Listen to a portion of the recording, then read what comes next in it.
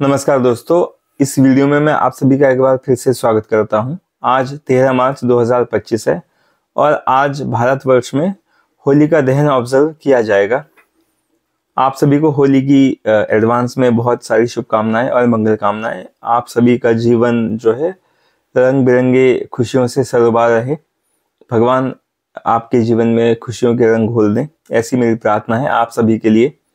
इस वीडियो में मैं आपको यह बताऊंगा कि हमें होलिका दहन कब करना चाहिए और होलिका दहन के समय हमें क्या क्या प्रैक्टिस, क्या क्या चीज़ें अडॉप्ट करनी चाहिए और क्या क्या नहीं करना चाहिए। तो इस वीडियो को आप ध्यान से सुनिए। सबसे पहले मैं आपको यह बताता हूँ कि फाल्गुन मास की पूर्णिमा को होली मनाई जाती है, इसलिए होली का एक दूसरा नाम फाल्गुनी भी होता है।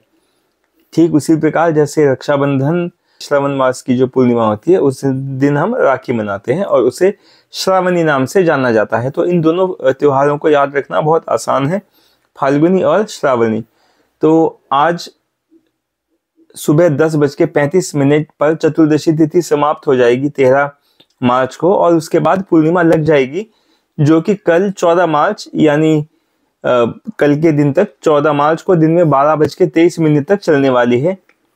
तो आप एक चीज क्लियरली समझ लीजिए, आज 10:35 से लेकर कल दिन में 12:23 भारतीय समय अनुसार पूर्णिमा होगी। अभी आप दूसरी चीज ये समझिए कि तिथि के आधे भाग को ज्योतिष में करण कहा जाता है। तो पूर्णिमा के दिन पहला करण विष्टि होता है। विष्टि का दूसरा नाम भद्रा है। विष्टिकरण को हम भद्रा के नाम से भी जानते हैं। तो जैसे ही पूर्णिमा शुरू होती है वैसे ही विष्टिकरण भी शुरू हो जाता है। हमारे जो स्क्रिप्चर्स हैं उसके हिसाब से विष्टिकरण में हम होलिका दहन और राखी बांधने का काम दोनों ही नहीं कर सकते। तो जब तक विष्टिकरण प्रोग्रेशन में है तब तक तो आप जो है होलिका दहन नहीं कर सकते। और आज 10:35 पर शुरू होकर विष्टिकरण रात 11:26 तक चलने वाला है, यानी 11:26 PM तक भद्रा होगी, ऐसा आप कह सकते हैं। एक महत्वपूर्ण बात और ध्यान रखिए आप, होलिका दहन तभी किया जा सकता है जब पूर्णिमा प्रदोष व्यापिनी हो, यानी सूर्यास्त के बाद पूर्णिमा चल रही हो। उसी पूर्णिमा को आप होलिका दहन कर सकते हो, जो कि आज चल रही है।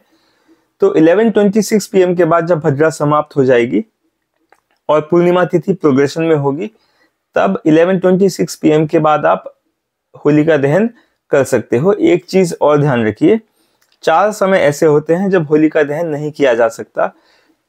चतुर्दशी तिथि को होलिका दहन नहीं कर सकते, दिन में होलिका दहन नहीं किया जा सकता, प्रतिपदा को भी होली दहन नहीं किया जा सकता, और भद्रा में भी होलिका दहन नहीं करते। ये तो मैं आपको ऑलरेडी बता ही चुका हूँ। तो आज 11:26 PM के बाद आप होलिका दहन कीजिए। एक महत्वपूर्ण बात मैं आपको और बताना चाहूंगा। आजकल एक ऐसी रीति रिवाज या प्रैक्टिस चल गई है, आप कह सकते हो, कि लोग होलिका की राख अपने घरों में ले आते हैं, जो कि ठीक बात नहीं है। देखो, आप सिंबॉलिक तौर पर किसी को जलाते हो, चाहे वो होलिका हो चाहे रावण हो। तो ऐसी स्थिति में किसी व्यक्ति के जलाने के उपरांत जो राख होती है, चाहे वो आप यानी होलिका दहन से लाओ चाहे रावण के पुतले से लाओ, वो आप अपने घर में मत लेके आया करो। आजकल एक ऐसी लोगों ने देखा एक ऐसी प्रैक्टिस चला दी है कि राखों को घर में ले आते हैं और उनके देखा देखी और भी लोग लेके चले जाते हैं कि भाई फ्री की तो चीज है, क्यों ना लेके चले जाए घर में। तो ऐसी प्रैक्टिस आप मत चलाइए। ये रीति अपने घर वालों को भी करने से मना कीजिए।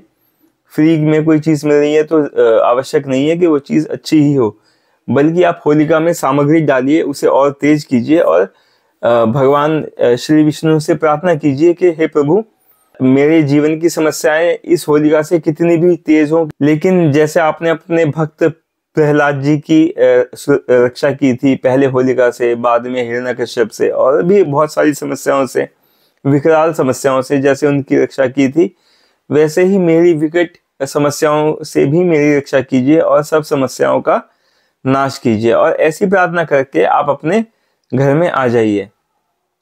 तो दोस्तों, आशा है कि आपको यह छोटा सा वीडियो पसंद आया होगा। ऐसे ही और वीडियोस के लिए इस पेज पर बने रहिए। धन्यवाद।